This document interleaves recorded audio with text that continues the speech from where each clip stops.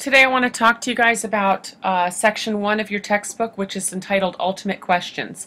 I'm only going to discuss Immanuel Kant in this particular recording, but I'll give you a brief overview of the other philosophers that we're going to study. So we're going to talk about why we study philosophy. Why do we favor the unknown over the known? Why wouldn't we favor only the known? And the answer to that question is clearly that in order to get to the known, we have to travel through the unknown. And sometimes it's a long journey. Sometimes we get into what we think is known, and we have to travel back through the unknown to get to a more mature body of knowledge. And that brings me to Immanuel Kant. Immanuel Kant wants us to study philosophy and dialectic in order to mature.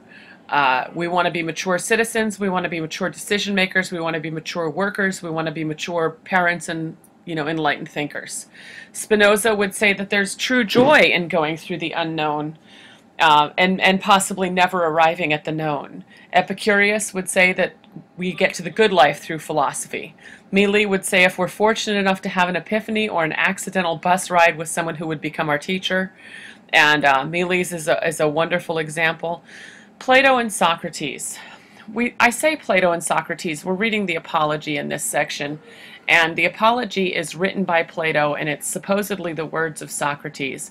But truthfully, we don't know what Socrates wrote or said because he never wrote anything. Whether or not he was illiterate is inconsequential to this conversation, but an interesting thing to ponder. Again, the known over the unknown. Bertrand Russell, who is a mathematician and a logician and a rhetorician of sorts, he says that questions are more important than answers. And as your philosophy teacher, I thoroughly agree with that. We get to answers through questions, and sometimes the answers are unhelpful, and so we have to go back to the question. Getting back to Kant. What is enlightenment? Enlightenment is maturity. But it's maturity, the maturity has to be not just growing up and maturing. The ability to think clearly without a guide. Those people that need gurus, in Kant's opinion, are lazy and possibly cowards.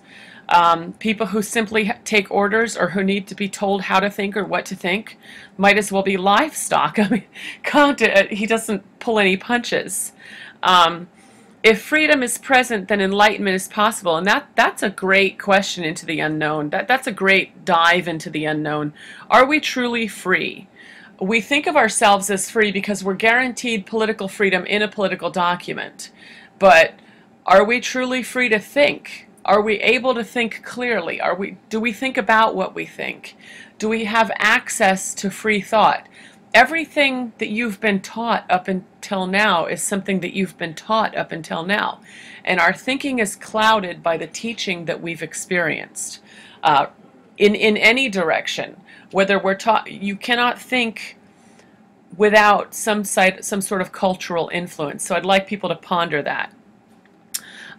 So is enlightenment possible when freedom is hindered by teaching? And Immanuel Kant elaborates on this by saying that the pastor is contracted by the church and has to adhere to the church's desires. The taxman is owned by the government and can't make a decision. He's going to collect your taxes whether you can pay them or not. The soldier is owned by the government or military. What we do as soldiers, and I'm a veteran, what we do as soldiers is decided for us. But the scholar... And he wants you to do your duty. Immanuel Kant wants people, citizens, to honor their duty. And that's in his categorical imperative, which I'll talk about later. The scholar must have free rein to criticize everything. He probably stole this from Rousseau. Kant was a big fan of Rousseau. Kant delineates living in an enlightened age from enlightenment. He says that we do live in an enlightened age, but we are not all enlightened, and we have room to grow. We have to emerge from immaturity, and we have to emerge from immaturity almost annually. We should continue to grow. We should continue to challenge our thinking, and we should continue to move forward. Discipline. Discipline is essential to maturity. You must be reading. You must be thinking about what you read. You must write about what you read. You must think about what you think.